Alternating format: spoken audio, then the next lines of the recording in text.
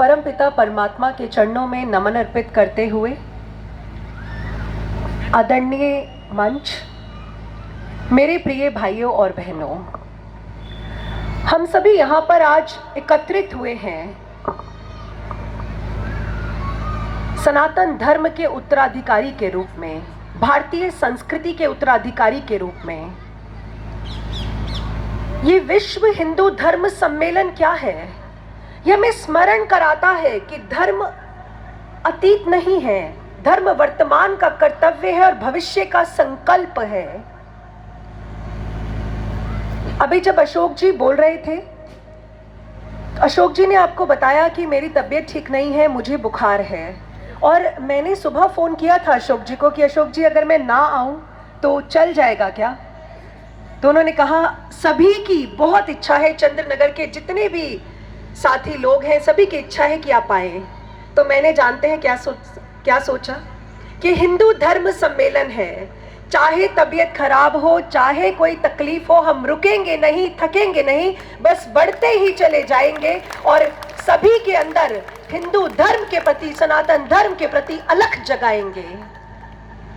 क्योंकि साथियों, ये वो समय है जब हमें जागना होगा, जब हमें भारतीय होने में, हिंदू होने में गर्व लेना होगा। ये वो समय आ चुका है।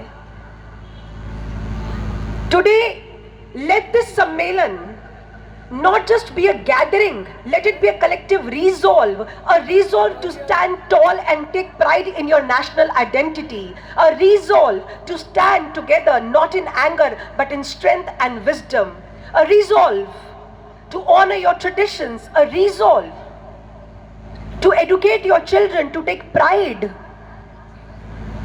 ये एक बहुत अहम दिन है आज का दिन, खासकर आप लोगों के लिए। संघ शताब्दी वर्ष मना रहा है, बहुत सारे सम्मेलन जगह जगह हो रहे हैं पूरे भारतवर्ष में, हिंदू धर्म की अलख जगाई जा रही है। जानते हैं इसका कारण क्या है? बहुत सारे लोग ऐसे भी होंगे जो यहाँ पर बैठे और जब जाएंगे तो बोलेंगे कि अब रोटी कपड़े की चिंता है, क्या खाएंगे, क्या पहनेंगे।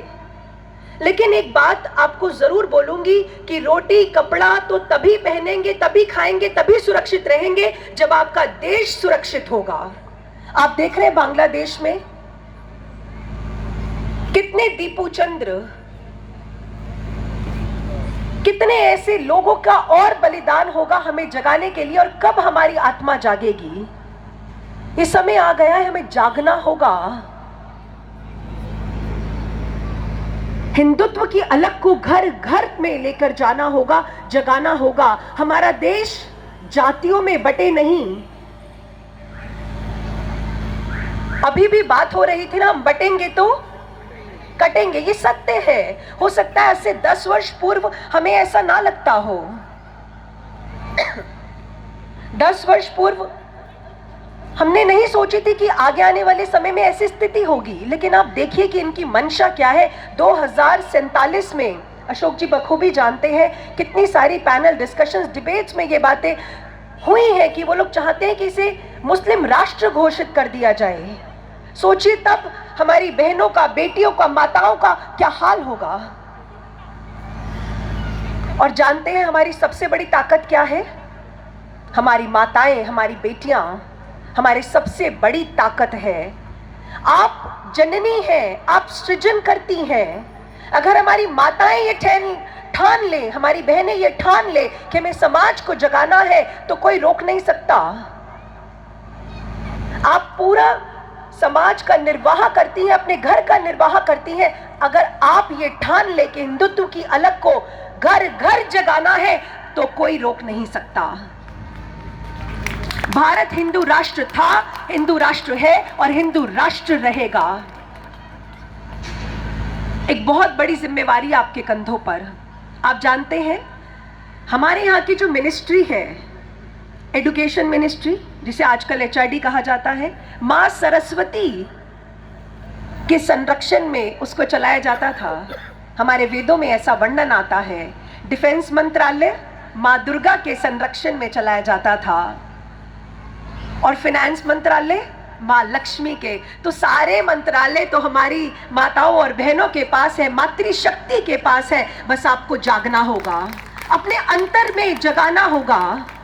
मुझसे अभी एक इंटरव्यू में किसी ने पूछा कि महिला सशक्तिकरण के लिए क्या करना चाहिए। जानते हैं हमने क्या कहा? हमने कहा महिला सशक्त है, बस समाज की मानसिकता को सशक्त कर दीजिए। महिला को सशक्त होने की आवश्यकता नहीं है, महिला को अपने भीतर जागने की, अपने भीतर देखने की आवश्यकता है। ये भारत देश आपका और हमारा है। इस भारत देश के लिए हमें आगे बढ़ना होगा, राष्ट्र के लिए संकल्पवान होना होगा। आप जानते हैं, एक आपको बहुत प्यारी बात बताती हूं सुभाष चंद्र बोस जी के जीवन की। नेताजी सुभाष चंद्र बोस जब आर्मी का गठन कर रहे थे तो उस समय एक मां उनके पास आती है और कहती है, नेताजी मेरा ये बेटा आपकी आर्मी में आना चाहता है, लेकिन ये नेत्रहीन है, ये देख नहीं सकता। तो नेताजी कहते हैं, मां ये देख नहीं सकता तो ये कैसे योगदान देगा?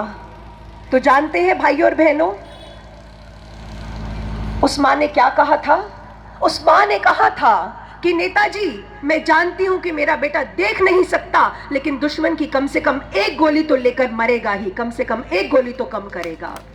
ये समर्पण चाहिए राष्ट्र के प्रति।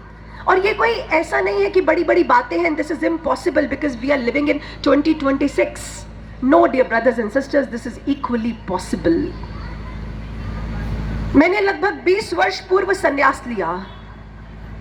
सभी ने बोला कि नहीं लेना चाहिए, अध्यात्म के मार्ग पर आप क्यों चलेंगे, इतना पढ़ लिख कर क्या आवश्यकता है?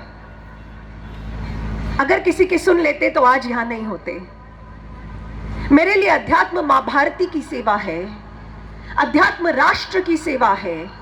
सनातन धर्म ने सिखाया कि राष्ट्र पहले है, इसलिए भाइयों और बहनों राष्ट्र के लिए सभी को जागना होगा, एक साथ चलना होगा, जातियों से ऊपर उठना होगा।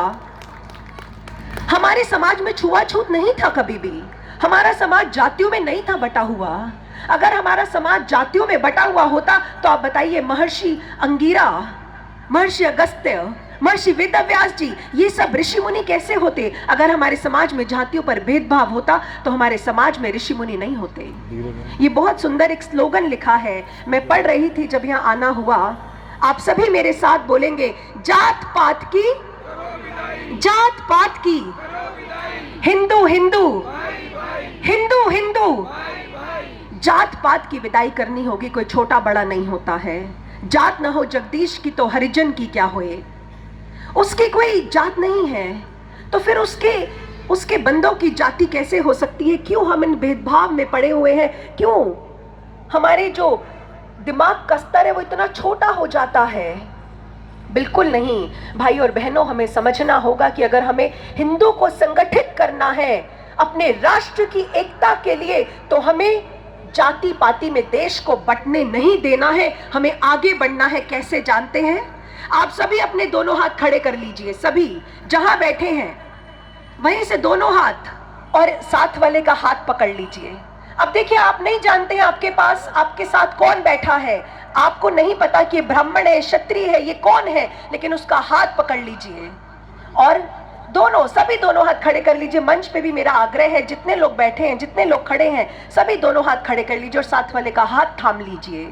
बस ऐसे ही एक गति, एक सुर, हाथों में हाथ थामे जब चलेंगे बिना किसी भेदभाव के, तो भारत फिर से जगत गुरु कहलाएगा, भारत फिर से जगत गुरु कहलाएगा।